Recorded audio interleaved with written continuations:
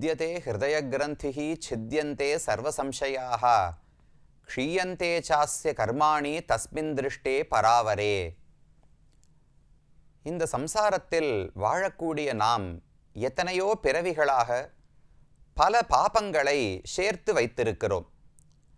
அதன் விளைவாக நம்முடைய மனத்தில் பல சிக்கல்கள், பல முடிச்சுகள், பல தவறான எண்ணங்கள், பல சந்தேகங்கள் இவை அனைத்தும் எப்போதும் குடிகொண்டு இருக்கின்றன. இவை அனைத்தையும் நாம் ஒழிக்க வேண்டும். எந்த சந்தேகமும் இல்லாமல் தெளிவாக பரமாத்மாவை உணர்ந்து வைகுந்தம் அடைய வேண்டுமென்றால் அதற்கு ஒரு முக்கியமான தேவை பகவானை காண வேண்டும் என்று உபனிஷத்துக்கள் சொல்லுகின்றன. பகவானை பற்றி நாம் கேட்டு தெரிந்து கொள்ளுகிறோம், பலரிடத்தில் கேட்கிறோம், அதை சிந்தித்து பார்க்கிறோம், அவரை பற்றி தியானம் செய்கிறோம். இதையெல்லாம் தொடர்ந்து செய்து கொண்டு வந்தால் ஒரு நாள் அந்த பகவானை நேரடியாக கண்டுவிடுவோம் அல்லவா? அப்படி எப்போது பகவானை காண்கிறோமோ அப்போதுதான் பித்யதே ஹிருதய கிரந்திஹி, மனதில் இருக்கும் முடிச்சுகள் அனைத்தும் அப்பொழுதுதான் அவிழ்க்கப்படுகின்றனவாம். சித்யந்தே சர்வ சம்சயாக, எல்லா சந்தேகங்களும் அப்போதுதான் ஓட்டப்படுகின்றன. க்ஷீயந்தே சாஸ்ய கர்மாணி, இவன் சேர்த்து வைத்த பாபங்கள், புண்ணியங்கள், கர்மங்கள் அனைத்துமே அப்போதுதான் அழிக்கப்படுகின்றன எப்போது இவன் பரமாத்மாவை காண்கிறானோ என்று உபனிஷத்து தெரிவிக்கிறது. அவ்வளவு பெரிய பெருமை பகவானுடைய காட்சிக்கு உண்டு. அந்த காட்சியை நாம் எங்கோ வைகுந்தத்தில் போய் அடைய வேண்டும் என்று காத்து கொண்டிருக்கிறோம். ஆனால் திருமங்கையாழ்வார் ஆசைப்பட்டார், என்னால் அவ்வளவு நாள் காத்திருக்க முடியாது, அந்த பகவானை இந்த பூமியிலேயே சேவிக்க வேண்டும், அர்ச்சாவதார வடிவத்தில் சேவிக்க வேண்டும், அவனை சேவித்து நானும் என்னுடைய அழுக்குகளை, என்னுடைய பாபங்களை போக்கி மகிழ்வு அடைய வேண்டும் என்று திருமங்கையாழ்வார் ஆசைப்பட்டார். அந்த ஆசையோடுதான் திருநாங்கூர் திவ்யதேசங்களில் ஒவ்வொன்றாக பாடிக்கொண்டு வந்த ஆழ்வார் இதோ நாம் இருக்கக்கூடிய செம்பொன்சை கோயில் என்கிற திவ்யதேசத்துக்கும் வந்தடைந்தார். தன்னுடைய பெரிய திருமொழி என்கிற பிரபந்தத்தில் 4ஆம் பத்து 3வது திருமொழி, இந்த 10 பாசுரங்களாலும் செம்பொன்சை கோயிலில் இருக்கக்கூடிய செம்பொன் அரங்கர் என்கிற பெருமான், கீழே மூலவரை தரிசித்தோமே, அழகான நின்ற திருக்கோலத்திலே அபயஹஸ்தம் கட்டிஹஸ்தத்தோடு பகவான் செம்பொன் அரங்கர், ஹேமரங்கர் என்கிற பெயரோடு இருக்கிறார். ஆனால் திருமங்கையாழ்வார் இவரை பற்றி பாடும் பொழுது மற்றுமொரு அழகான திருநாமத்தை குறிப்பிடுகிறார். இந்த ஊர் பகவானை காண வேண்டும், அவர் பொன்மயமான வடிவத்தோடு இருக்கிறார் என்பதையெல்லாம் சேர்த்து திருமங்கையாழ்வார் பாடுகிறார். பேரணிந்து உலகத்தவர் தொழுதேத்தும் பேரருளாளன் எம்பிரானை வாரணி முலையாள் மலர் மகளோடு மண்மகளும் உடன் நிற்ப சீரணி மாட நாங்கை நல் நடுவுள் செம்பொன்சை கோயிலின் உள்ளே காரணி மேகம் நின்றதொப்பானை கண்டுகொண்டு உய்ந்தொழிந்தேனே. நான் எப்ப தெரியுமா உஜ்ஜீவனம் அடைந்தேன்? செம்பொன்சை கோயிலில் பகவான் கார் அணி மேகம் நின்றதொப்பானை, ஒரு கருப்பு மேகம் நன்ன கெட்டிப்பட்டு நின்று கொண்டிருந்தால் எப்படி இருக்குமோ அதை போலத்தான் பகவான் காண்பதற்கு இருக்கிறாராம். அவரை கண்டுகொண்டு உய்ந்தொழிந்தேன். அவரை காண்பதற்கு முன்னால் எனக்கு மனசுல சந்தேகங்கள், அழுக்குகள், ரஜோகுணம், தமோகுணம், காமம், குரோதம் அனைத்தும் இருந்தது.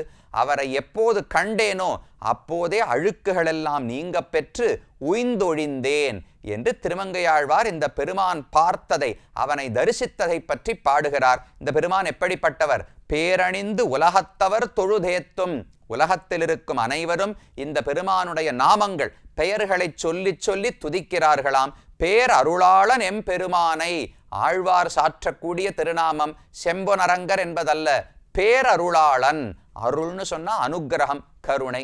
பேரருள், மிக அதிகமான கருணை உடையவர் இந்த பெருமாள் தான்.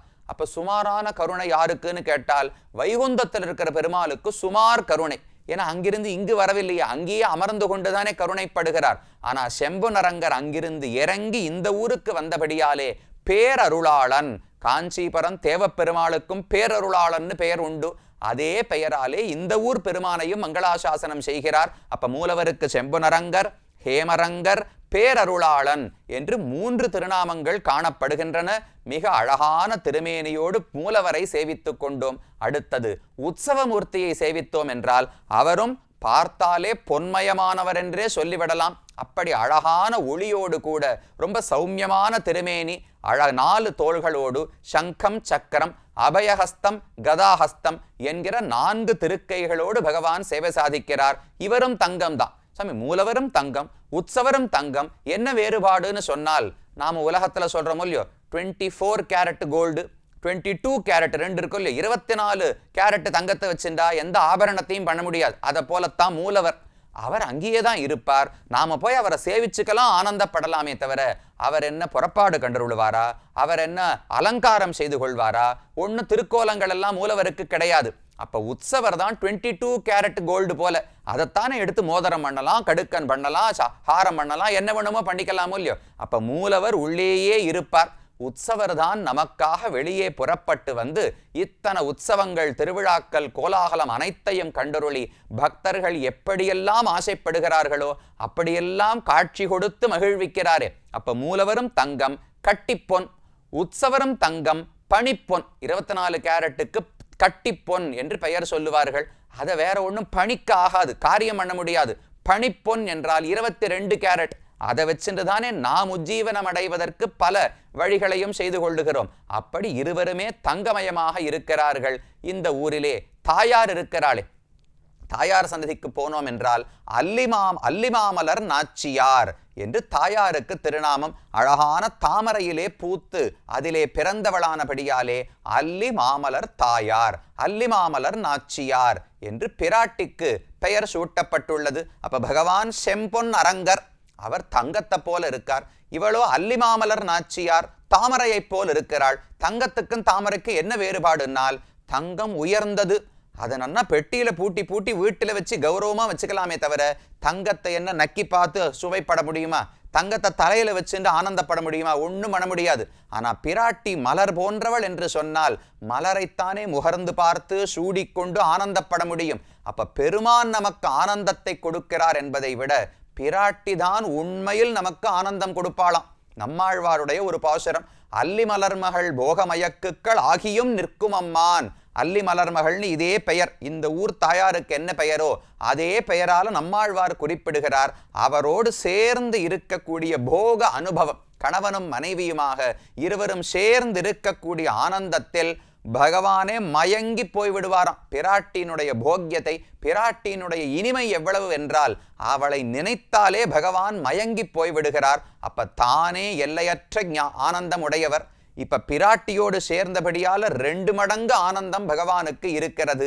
அப்படி பகவானையும் மகிழ்வித்து கொண்டு நம்மையும் மகிழ்வித்து கொண்டு அல்லிமாமலர் நாச்சியாரும் இந்த ஊரிலே வீற்றிருந்து சேவை சாதிக்கிறார். அப்ப மூலவரை சேவிச்சென்றோம், உற்சவரை சேவித்து கொண்டோம், தாயாரையும் சேவித்து கொண்டோம். அடுத்து முக்கியமாக இந்த ஊர் விமானத்துக்கு கனக விமானம், கனகம்னு சொன்னாலும் தங்கம் என்று பொருள், எல்லாமே தங்கம் தானே. திருடநேத்திர மகரிஷி ராமனிடத்திலிருந்து கிடைத்த பொன்னை கொண்டுதான் இந்த கோயிலையே கட்டினார். அப்ப எல்லாமே தங்கம் தான். பெருமானும் செம்பொன் அரங்கர், தாயார் அல்லிமாமலர் நாச்சியாரும் தங்கத்தை போலவே இருக்கிறாள். ஹிரண்யவர்ணாம் ஹரிணீம் என்று நாம ஸ்ரீ சூக்தத்துல சொல்றோமே, பார்ப்பதற்கே தங்கத்தை போல்தான் பிராட்டி இருக்கிறாள். கனக விமானம், அதே போல புஷ்கரணி, ஹேம புஷ்கரணி கனக புஷ்கரணி என்று 2 பெயர்கள். ஹேமம்னு சொன்னாலும் கனகம்னு சொன்னாலும் தங்கம் தான். அப்ப புஷ்கரணிக்கும் தங்கத்தாலே பெயர், பகவானும் தங்கத்தை போல் இருக்கிறார், விமானமும் தங்கத்தாலேயே பெயர் பெற்றது. சரி, எல்லாம் அவரே தான் வச்சுப்பாரா? அந்த தங்கத்தை கொஞ்சமாவது நமக்கு கொடுப்பாரான்னு கேட்டால் கண்டிப்பா கொடுப்பார். பக்தர்களுக்கு கொடுப்பதற்காகத்தானே அனைத்தையும் வைத்திருக்கிறார். காஞ்சிபுரத்துக்கு அருகிலே காஷ்யபர் என்று ஒருவர் இருந்தார். மிகுந்த ஏழ்மையிலே இருந்தார். என்ன செய்வதுன்னு அவருக்கு தெரியவில்லை. இப்படியான பணங்காசு வேணும்னு அப்படி தேடி தேடி பார்த்தார், யாரும் கொடுக்கவில்லை. அப்ப யாரோ ஒருவர் வழி சொன்னார்களாம், நீ செம்பொன்சை கோயிலுக்கு போய் பகவானிடத்துல பிரார்த்தித்தால் கிடைக்கும் என்று சொன்னார்கள். நேரு இங்கு வந்தார். 3 நாட்களுக்குள்ளே 32,000 முறை பகவானுடைய அஷ்டாட்சர மந்திரம், 8 எழுத்து மந்திரம், திருமந்திரம்னு சொல்றோமே, நாராயண நாமத்தை உட்கொண்ட உயர்ந்த 8 எழுத்து மந்திரம், அந்த மந்திரத்தை 3 நாட்களுக்குள்ளே 32,000 முறை சொன்னாராம். அதை கேட்டு பகவான் ஆனந்தப்பட்டு அவருக்கு முன் பிரத்யக்ஷமாகி உமக்கு வேண்டிய செல்வத்தை எல்லாம் வழங்குகிறேன் என்று பகவான் அனுகிரகித்த இடம். அப்ப அவர் தங்கம், அவர்கிட்ட தங்கம், செல்வம் அனைத்தும் இருக்கிறது. இது ஒரு புறம். பக்தர்கள் எதை ஆசைப்பட்டாலும், ஏ சுவாமி பகவான் கொடுக்கலாமா, நான் மோட்சம் மட்டும்தான் வழங்குவேன், தங்கம் கொடுக்க மாட்டேன்னு சொல்லியிருக்கலாமே என்னால், அந்த குழந்தைக்கு இப்போது என்ன தேவையோ அதைத்தான் கொடுக்கணும். எனக்கு தெரியும் குழந்தைக்கு நல்ல பருப்பு சாதம் கொடுத்தா நல்லதுன்னு எனக்கு தெரியும்னு வச்சுங்களேன். அதுக்காக 2 மாசத்து குழந்தைக்கு பருப்பு சாதம் கொடுக்கலாமா? அதற்கான காலம் வர வேண்டும். குழந்தை முதிர்ச்சி அடைய வேண்டும். அதை போல ஜீவாத்மா முதிர்ச்சி அடைவதற்காக பகவான் காத்திருக்கிறார். அதுவரை நாம் ஆசைப்பட்ட பயன்களை அவர் கொடுக்கிறார். இப்படி பக்தர்களுக்கு அருள் பாலித்துக் கொண்டுதான் செம்பொன் அரங்கராக பகவான் இந்த திருத்தலத்திலே இருக்கிறார். இவரை பற்றி திருமங்கையாழ்வார் பாடும்போது முதல் பாசுரம் பார்த்தோம். பேரருளாளன் எம்பிரான், பகவான் அனுக்கிரகமே வடிவமானவர், அவர்தான் எனக்கு சுவாமி என்று திருமங்கையாழ்வார் பாடினார். மற்றொரு பாசுரத்தில் தெரிவிக்கிறார், பிறப்பொடு மூப்பு ஒன்று இல்லவன் தன்னை பேதியா இன்ப வெள்ளத்தை இறப்பு எதிர்காலம் கழிவும் ஆனானை ஏழ்சையின் சுவை தன்னை சிறப்புடை மறையோர் நாங்கை நல் நடுவுள் செம்பொன்சை கோயிலின் உள்ளே மறைப்பெறும் பொருளை வானவர் கோனை கண்டு நான் வாழ்ந்தொழிந்தேனே.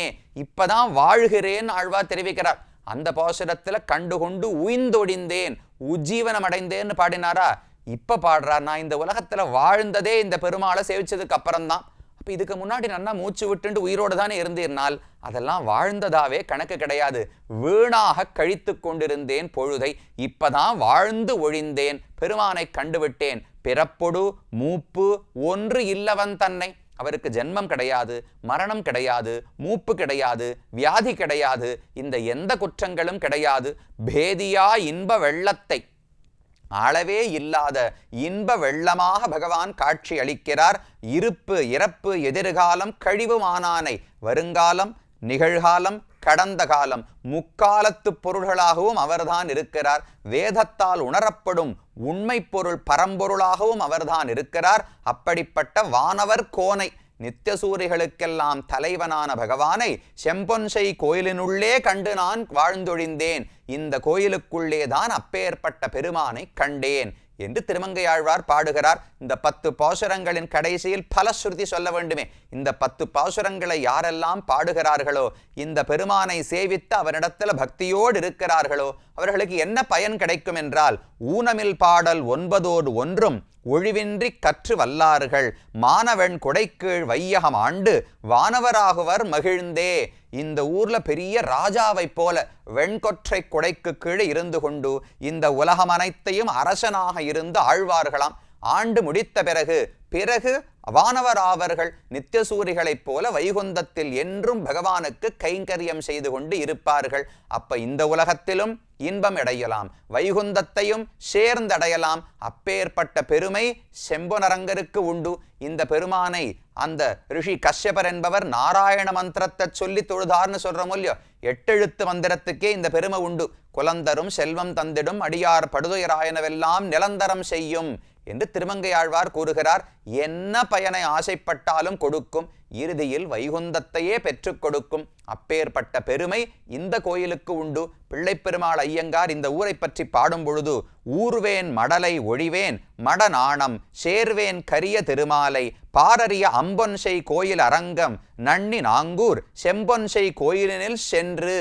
அவர் ஆசைப்படுறார், நான் மடலூரப் போகிறேன், எனக்கு இனிமே வெட்கமே கிடையாது, எப்பாடுபட்டாவது பகவானை அடைய வேண்டும், அதுக்கு என் வெட்கட்டை தூர எரிந்துவிட்டு நான் மடலூரப் போகிறேன், செம்பொன்சை கோயில் அரங்கரை எப்படியாவது அடைந்தே தீருவேன் என்று ஆசை மிகுந்து பிள்ளைப்பெருமாள் ஐயங்கார் பாடுகிறார். அந்த உயர்ந்த திருத்தலத்தில் தங்கமே வடிவமானவர், நமக்கெல்லாம் கையில் செல்வம் போல தங்கம் போல இருக்கக்கூடிய பெருமானை நாமும் சேவிக்கக்கூடிய பாக்கியத்தை பெற்றுக்கொண்டோம். இனி திருநாங்கூருக்குள்ளே அடுத்த திவ்யதேசத்தை நோக்கி செல்வோம்.